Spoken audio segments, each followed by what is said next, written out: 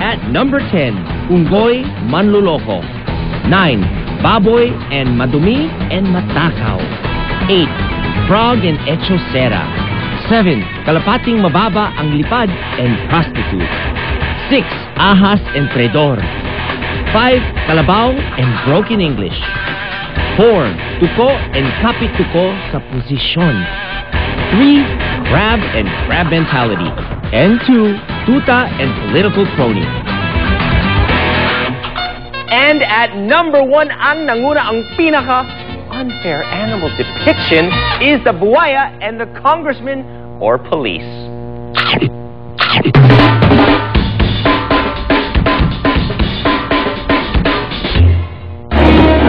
The buwaya's image has been the most abused and maligned because of its usual depiction as an unscrupulous policeman or congressman.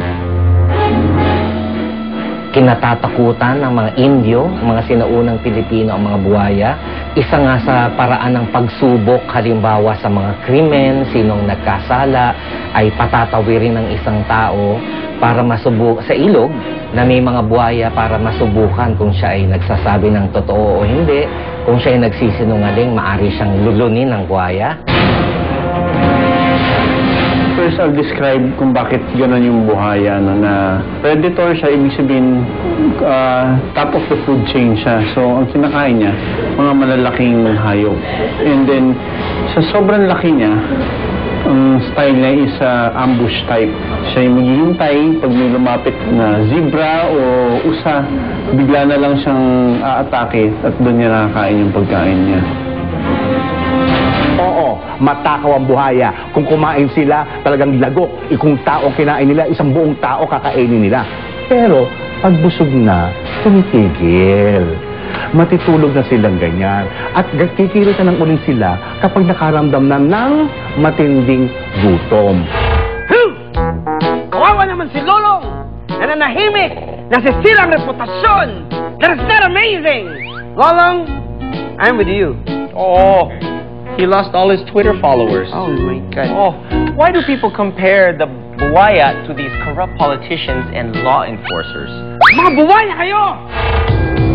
May basis naman yun. Hindi naman yun imbe-invento, hindi naman yun hula. May basihan talaga yan, may ebidensya tayo. So, when we reflect it in cinema and television and other forms of art, there is truth to it. Tapos sasabihin sa atin na, huwag ninyong gawin yan. It is unfair. Di huwag ninyong gawin. Hindi ba? Huwag kayo magnakaw para hindi kayo makumpara sa mga buhaya. O para hindi kayo madipik na tuwing may congressman na karakter, lagi nalang masama, lagi nalang mandurugas. Pagka may karakter na police, 95% lagi humihingi ng lagay, ng potong. Because that is what really happens. We reflect it. Why is it so unfair to the buwaya? Sa palagay ko, unfair sa buwaya. Yung mga tinatawag nating buwaya, halimbawa mga pulis na mga corrupt o kaya mga politiko na mga corrupt, na mga sinasabi nasa Senado, nasa Malacanang, ay palagay ko mas matakaw pa kesa sa mga buwaya. Parang unfair yun kasi yung buhaya, kung ano lang kaya niyang kainin, yun ang kakainin niya. So pagkatapos yung makakain ng zebra, tapatan mo ng zebra ulit yan, hindi niya nakakainin yan.